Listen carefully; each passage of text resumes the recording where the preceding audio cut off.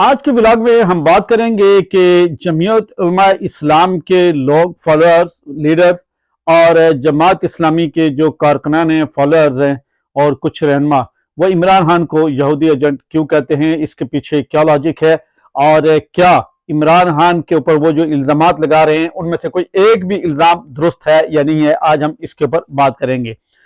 تو سب سے پہلے جو جتنے بھی دوست احباب ہیں جو میرے ولاگ کو ریگولر سنتے ہیں ان سب کا بہت شکریہ، اور ان سے گزارش ہے کہ اس کو شیئر بھی کیا کریں اور چینل کو لازمی سبسکرائب کیا کریں۔ آپ سب کی محبتوں کا بہت بہت شکریہ۔ اب ہم بات کرتے ہیں کہ یہ جو الزامات لگا رہے ہیں اس کے پیچھے کیا لاجک ہے اور ایسی کیا تھیوری پیش ہے، تو اس حوالے سے بہت ساری جو چیزیں ہیں وہ یہاں پہ سامنے رکھیں گے۔ سب سے پہلے مولانا فضل الرحمان کی یہ ویڈیو جس کے اندر وہ بارہا یہ کہہ رہے ہیں کہ عمران خان جو ہے وہ یہودی ایجنٹ ہے، نہ صرف وہ بلکہ ان کے کچھ رہنما اور اس کے ساتھ ساتھ ان کے کارکنان بھی یہ کہتے ہیں۔ تو پہلے اس کو سنیے۔ میں سمجھتا ہوں کہ وہ یہودیوں کا ایجنٹ ہے۔ عمران خان یہودیوں کے ایجنٹ ہے۔ یہ یہودی کے ایجنٹ ہیں، ہمارے قائدین بولتے ہیں تو اس کی وجہ سے میں بھی بولتا ہوں تو یہودی کے ایجنٹ ہے۔ بڑے بڑے ذمہ دار لوگ ٹی وی چینلوں پر آ کر اسرائیل کو تسلیم کرنے کے فلسفے بتا رہے ہیں۔ آج پہلی مرتبہ پاکستان میں اسرائیل کو تسلیم کرنے کی باتیں شروع ہو گئی۔ لعنت اللہ علی الکاذبین، جھوٹوں پہ اللہ کی لعنت۔ ہم اسرائیل کو کبھی تسلیم نہیں کر سکتے، جو بھی کوئی ملک کرے۔ ہمارا تو موقف بڑا کلیئر ہے۔ ہمیں سوچنا چاہیے کہ کیا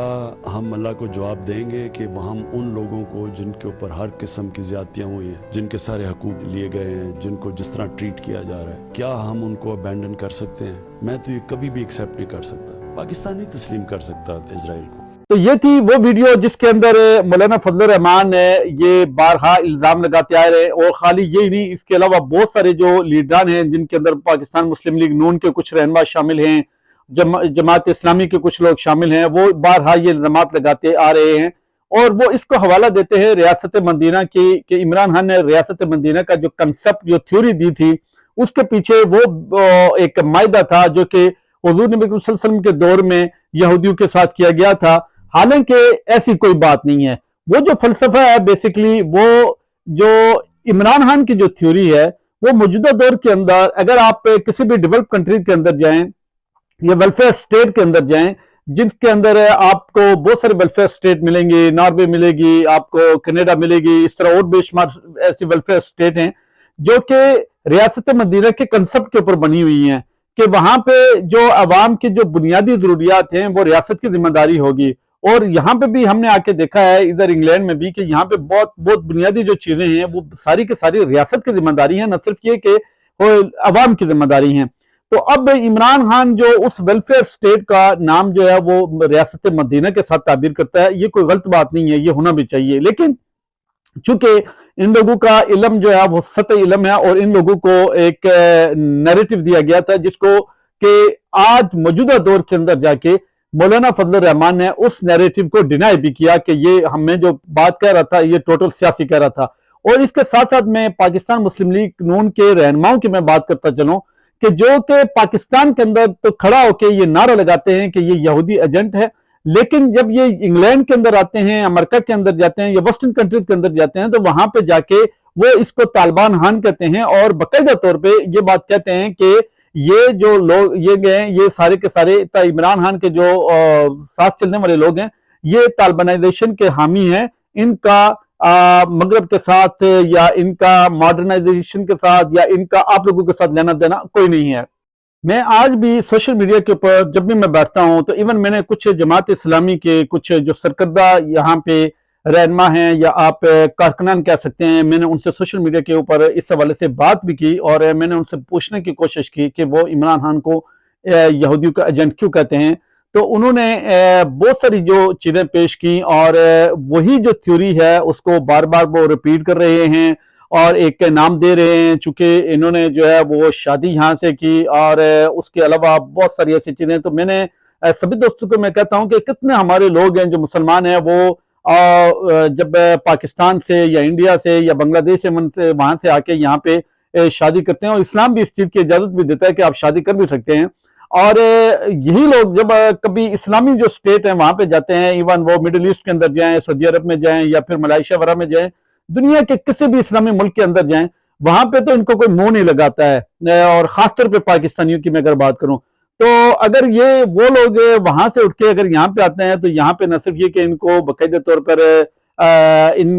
کی جو لڑکیاں ان سے شادی کرتی ہیں، ان کو یہاں پہ نیشنلٹی دیتی ہیں، ان کے بزنس کے اندر، ان کے ہر چیز کی یعنی اپنی وراثت کے اندر تمام کے تمام ان کو اپنا سانجھے دار بناتی ہے، حصے دار بھی بناتی ہیں،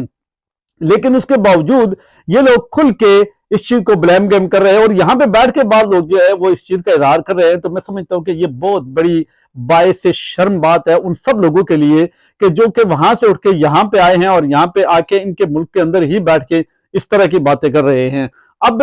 بات یہاں پہ سمجھنے کی یہ ہے کہ ان کے پیچھے جو ایک جو نیریٹو ہے وہ دیا کس نے تھا۔ نیریٹو ظاہر سی بات ہے کہ ہماری جو گورنمنٹ تھی، ہماری جو ایجنسیاں تھیں، ہماری جو حکومتیں تھیں اس وقت انہوں نے ان کو یہ ایک نیریٹو دیا اور وہ اسی نیریٹو کو ابھی تک پلو میں باندھ کے دیا۔ خطرناک پہلو یہ ہے اس ساری سچویشن کا جو میں یہاں پہ بیان کرنا چاہ رہا ہوں۔ میں نے بہت سارے کارکنن سے میں بات کی اور ان کو سمجھانے کی کوشش کی، تو انہوں نے کہا کہ اگر ہم اس نیریٹو کے اوپر اگر ہم لوگ مر گئے اور اس کو اگر وہ کہتے ہیں کہ ہم یہ جہاد کرتے ہوئے مر گئے عمران خان کے خلاف اور عمران خان کا یہ نیریٹو دنیا کو بتاتے ہوئے مر گئے تو ہمیں جنت کے اندر اعلیٰ مقام ملے گا اور ہماری بخشش کا یہ ذریعہ بنے گا۔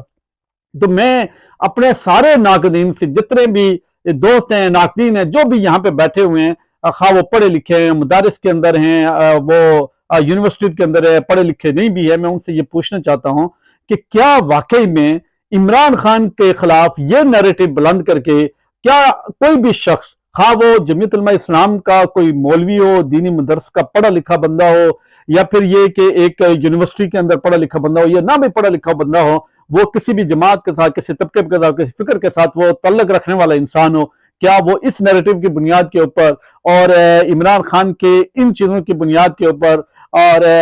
ان ساری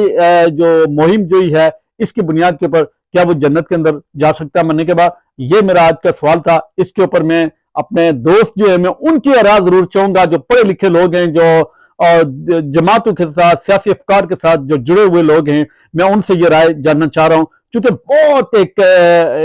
تواتر کے ساتھ جو ہے سوشل میڈیا کے اوپر